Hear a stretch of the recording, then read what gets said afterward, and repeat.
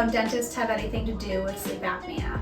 So there's a lot of signs and symptoms that dentists can see because we're looking in the mouth all the time that affect sleep apnea. So what are some of those signs and symptoms? A large tongue. Believe it or not, we gain and lose weight in our tongues. And if our tongues are too big for our mouths, which it happens a lot, they can obstruct our airway, causing sleep apnea.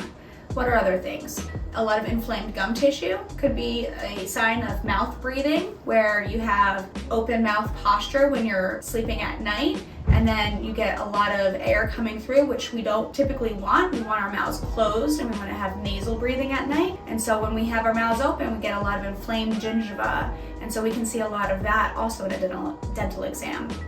When we check your oral cancer screenings, we also look in the back of your throat and we can see your uvula and your tonsils. We can let you know if they're inflamed and if the uvula is battered. I know that sounds funny, a battered uvula, but that is when you open and say ah and you see the little dangly thing in the back. That's your uvula. If it's swaying to one side or it doesn't look like a perfect teardrop, that's a battered uvula, and that could be a sign of excessive vibrations from snoring at night or just a lot of changes in the throat tissue. These are a few of the many symptoms that could be in the oral cavity. So come over to Tuttle Dental Care and we'll make sure that we can give you a good thorough dental exam.